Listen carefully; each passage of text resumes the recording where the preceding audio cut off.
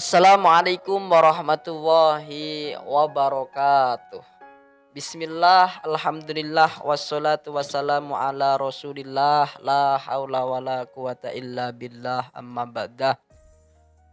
Eh, Gimana nih kabarnya sahabat Rifada? Semoga tetap sehat selalu, tetap dalam lindungan Allah Subhanahu wa taala.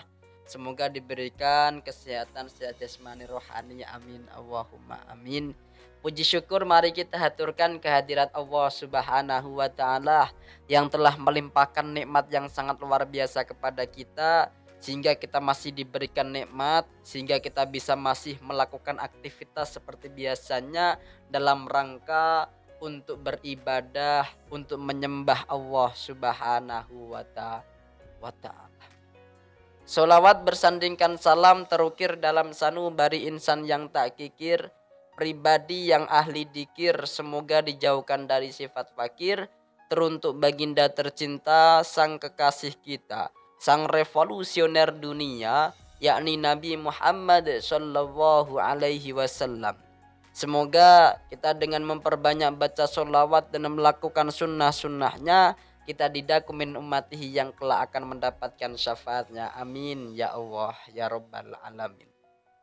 Sahabat Rifada yang dirahmati oleh Allah,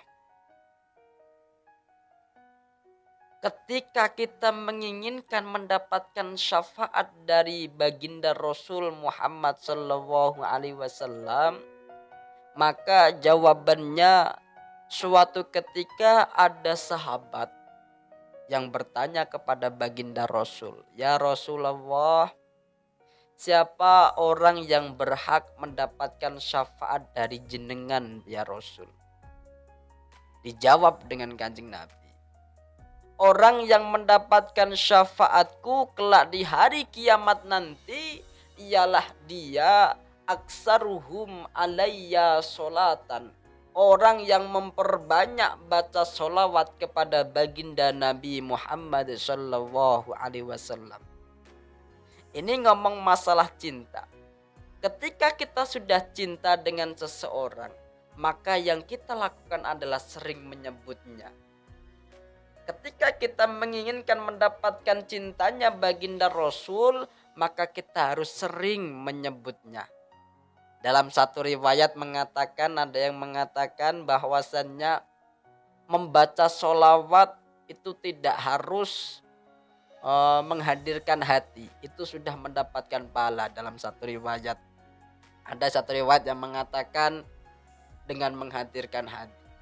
Satu riwayat tadi mengatakan yang penting mulutnya ini mengucapkan dan kupingnya ini mendengar, itu sudah mendapatkan pahala dari Allah Subhanahu wa taala.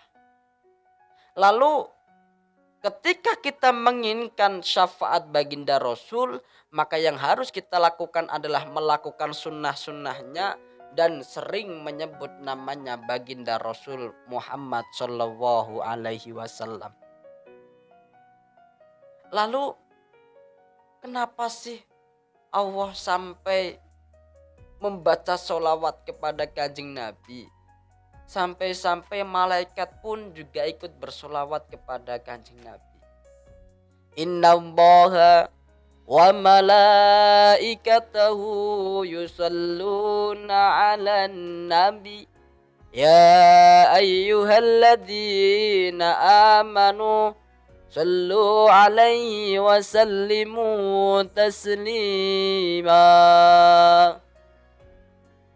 Innallaha, sesungguhnya Allah, wa malaikatahu, dan malaikatnya Allah, yusalluna 'alan nabi, membaca sholawat kepada Kanjeng Nabi Muhammad Sallallahu Alaihi Wasallam.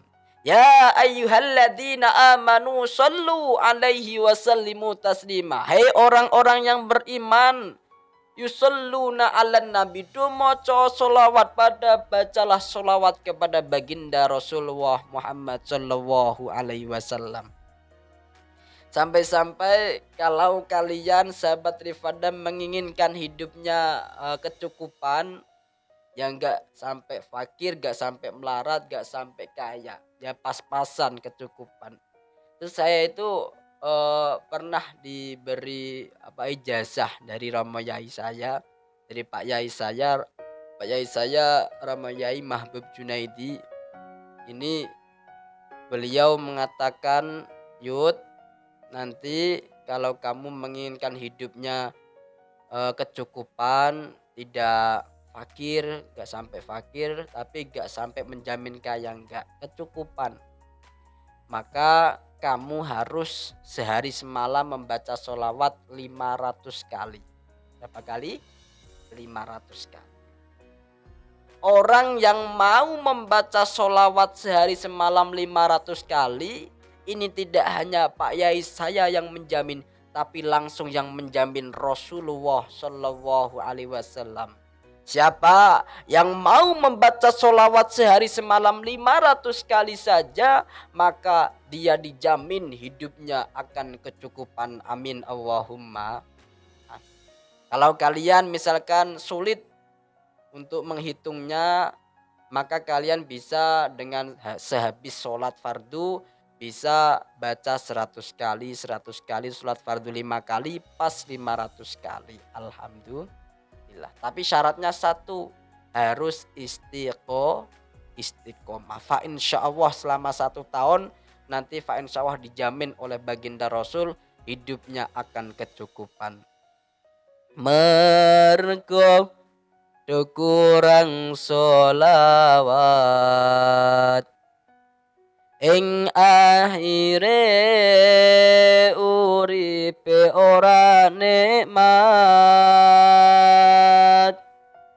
gampang kebujuk maksiat, uripe dadi tersesat, sing tak jaluk ning koncoku, ayo padha ngekeno sholawatmu supaya tentrem hatimu, selamat dunia akhiratmu. Sholawat, ayo sholawat,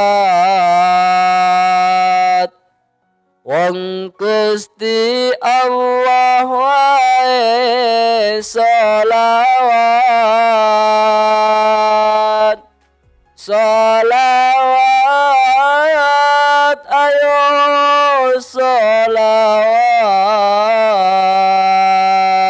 wong malaikat wae sholawat,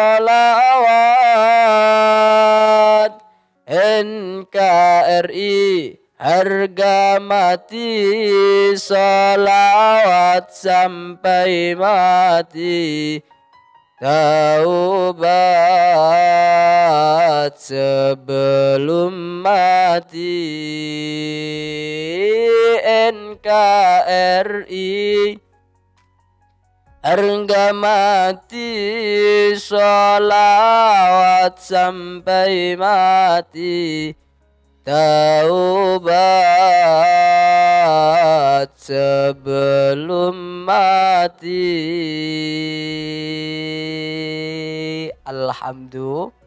Alhamdulillah. Sampai-sampai pernah suatu ketika di zaman para tabi'in ada seseorang lelaki yang meninggal dunia. Tapi na'udzubillah, ketika meninggal dunia tiba-tiba wajahnya berubah menjadi monyet, menjadi ketek. Dia punya seorang istri, dia punya seorang anak, berada di sampingnya, menangis semuanya. Ya Allah Bapak, kamu ini kenapa Bapak meninggal dunia? Tapi wajah Bapak berubah jadi monyet, berubah jadi ketek. Ya Allah. Nangis, punya anak kecil perempuan, nangis sampai terseduh-seduh. Nangis terus sampai dia itu ketiduran. ketika dia tertidur, dia mimpi. Ketika mimpi, dia itu dalam mimpinya itu kedatangan tamu seorang laki-laki. Assalamualaikum, waalaikumsalam. Loh, kamu kenapa, nak? Kok kamu nangis? Iya ini pak, bapak saya ini meninggal dunia, tapi wajahnya berubah menjadi monyet pak. Ketika itu tamu tersebut masuk ke dalam rumah. Setelah masuk ke dalam rumah, diusaplah wajahnya bapak anak tersebut yang asalnya wajahnya seperti monyet. Setelah diusap oleh tamu tersebut, berubah jadi asal semulanya, bahkan lebih ganteng dari asal semulanya. Kaget anaknya. Loh, kamu ini siapa? Terus ditanya, kamu ini siapa kok bisa memberikan obat kepada bapak saya? Oh, aku ini Nabi Muhammad sallallahu alaihi wasallam. Ketika tahu ternyata tamu tersebut itu Nabi Muhammad, anak kecil tersebut bertanya, Kanjeng Nabi, bapak saya kok bisa meninggal dunia terus wajahnya berubah menjadi monyet, ini kenapa Kanjeng Nabi? Nah, dijawab oleh Kanjeng Nabi, bapakmu ini ketika meninggal dunia wajahnya berubah menjadi monyet karena bapakmu sering melakukan dosa, sering melakukan maksiat. Dari itu bapakmu ketika meninggal dunia wajahnya berubah menjadi monyet. Na'udzubillahimin. Lalu anak tersebut kepo, tanya lagi, Kanjeng Nabi, katanya bapak saya ini sering melakukan dosa, sering melakukan maksiat. Kok jenengan sampean bisa memberikan kewarasan, memberikan obat kepada bapak saya? Oh iya nak, bapakmu memang benar sering melakukan maksiat, sering melakukan dosa. Tapi bapakmu setiap mau tidur sudah pasti membaca sholawat kepada saya Kanjeng Nabi maksudnya. Itu berapa kali? 1000 kali. Jadi bapakmu nak tidak akan tidur kalau belum membaca sholawat kepadaku 1000 kali. Jadi bapakmu berhak mendapatkan syafaatku. Dari sini kita bisa mengambil kesimpulan bahwasanya orang yang sejelek itu orang yang banyak dosa, banyak salah, banyak melakukan maksiat, itu saja ketika mau membaca sholawat mendapatkan syafaat baginda Rasul Muhammad Shallallahu Alaihi Wasallam. Artinya bukan berarti boleh melakukan maksiat, boleh melakukan dosa, boten, tidak. Tapi artinya orang yang sejelek itu ketika mau membaca sholawat itu akan mendapatkan syafaat baginda Rasul Muhammad Shallallahu Alaihi Wasallam.